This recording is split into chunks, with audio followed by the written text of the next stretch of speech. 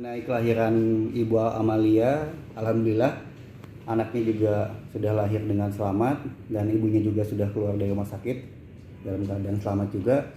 Kalau mengenai bapaknya, memang sudah pada saat malam kelahiran itu sudah diberikan informasi melalui WA, tapi memang tidak ada respon sama sekali.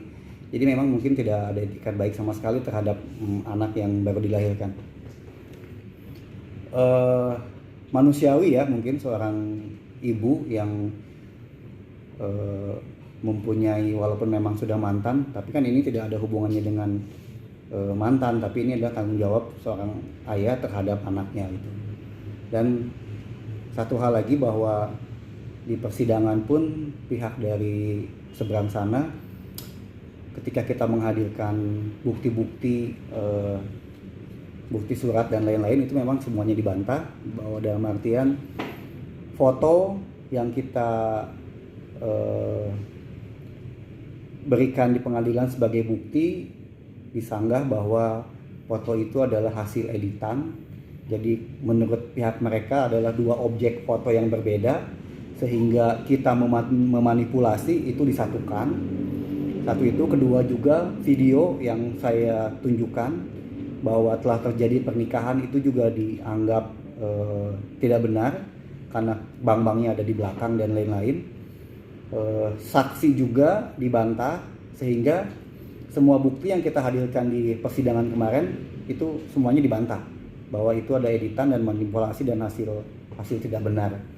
Saya setelah berunding dengan tim semua, kalaupun memang pihak sana merasa dicemarkan dan merasa 100% bahwa itu adalah hasil editan dari pihak kami, dari pihak Ibu Amalia, saya tunggu deh laporannya di Bareskrim atau di Polda Metro Jaya gitu, karena berarti kan nama baik Anda sudah dicemarkan, sudah difitnah.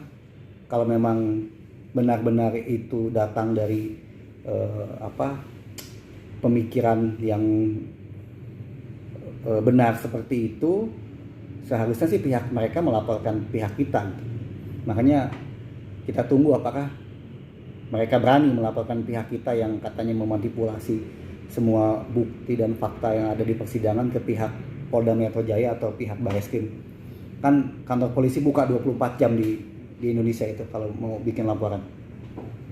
Ketika mengetahui hal itu seperti apa tanggapannya Bang, dibilang manipulasi segala macam? Ya, di sini terlihat kualitas seseorang ya, mungkin bagaimana dia sebagai seorang laki-laki yang beragama Muslim tapi tidak mau mengakui anak yang dilahirkan sebagai anaknya gitu. Nah, ini ada satu cerita nih ya, kalau biar semua tahu ya.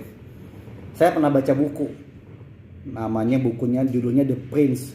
Itu adalah karangan dari Montesquieu. Buku ini dibaca ratusan kali oleh Adolf Hitler. Adolf Hitler ini adalah manusia penjahat perang waktu itu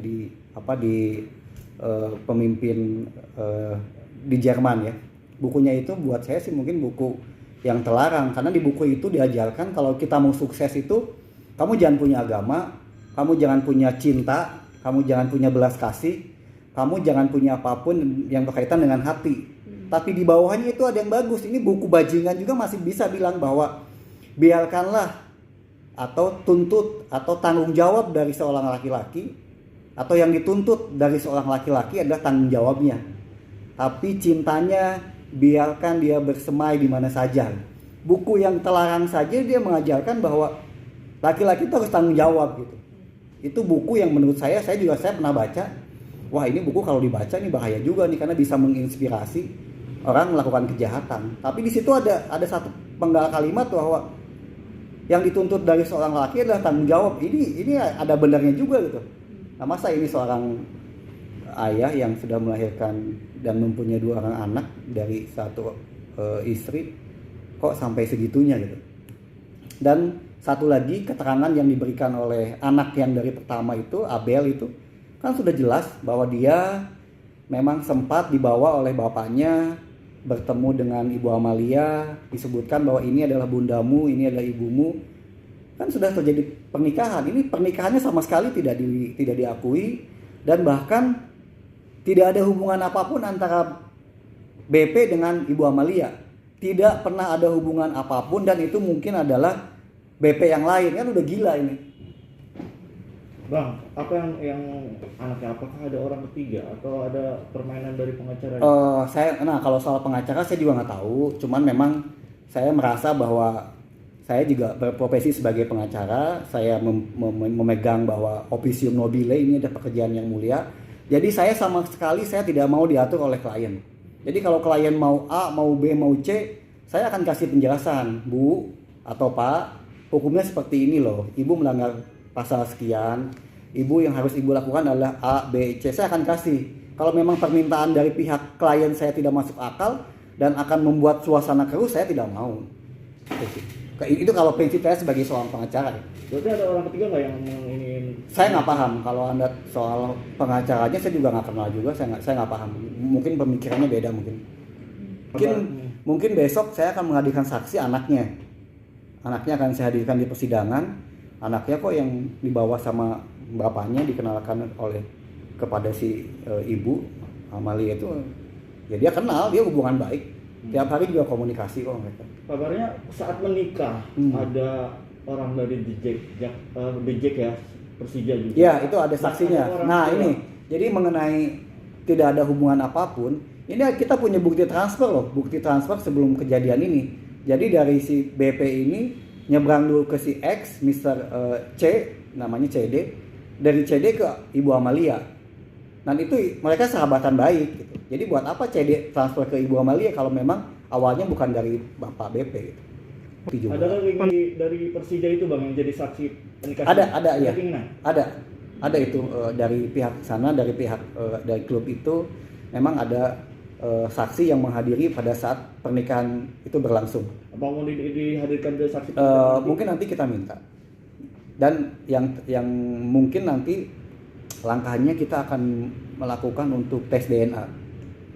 Kan sebenarnya kalau memang dia tidak merasa itu bukan apa-apanya kan, ya udah kita tes DNA aja gitu. Walaupun pihak mereka menolak, ya mudah-mudahan majelis hakim bekerja dengan maksimal, menggunakan hati nurani. Mudah-mudahan nanti hasilnya baik. Kita tidak ada yang ditutupi, tidak ada yang dimanipulasi. Bahwa perjuangan ini adalah murni buat anak-anak. Bahkan Ibu Amalia menyatakan bahwa tidak meminta nafkah pun tidak apa-apa, tidak meminta hak waris pun tidak apa-apa. Kalau memang tidak mau, kita tidak memaksa. Yang kita perlukan adalah namanya harus tercantum di surat administrasi anaknya. Kasihan anaknya gitu. Itu aja sih. Waktu kemarin saya wawancara itu, anaknya pun waktu ingin membeli sepatu aja tidak punya duit atau minta ke BP. Dan pada akhirnya Bu Amalia dengan kondisi kopi gini kan pendapatan kurang, dia tidak mendapatkan itu, sempat sedih Bu Amalia. Gimana Pak? Ya pastilah, namanya juga baru melahirkan juga, tidak ada ayahnya, tidak diakui juga, ya kasihan sebenarnya Bu Amalia. Kalau kalian mau cek sih sebenarnya ini ada kasus tahun 2012 atau 2000 berapa ya, di KPAI itu ada seseorang juga yang menelantarkan anaknya. Setelah anaknya lapor ke KPAI, baru bapak itu memberikan nafkah. Coba dicek aja nanti di KPAI. Nanti mungkin majelis hakim yang memutuskan ya, apakah itu memang diterima atau tidak diterima. Tapi mungkin langkah selanjutnya kita juga akan mendatangi KPAI untuk minta solusi terhadap kasus ini harus bagaimana. Artinya sampai saat ini belum ada komunikasi dengan pihak BP ya Bang? Komunikasi tidak ada sama sekali, ya tidak ada sama sekali komunikasi, karena mungkin mereka masih bersikeras bahwa tidak ada hubungan apa-apa antara Ibu Amalia dengan BP gitu.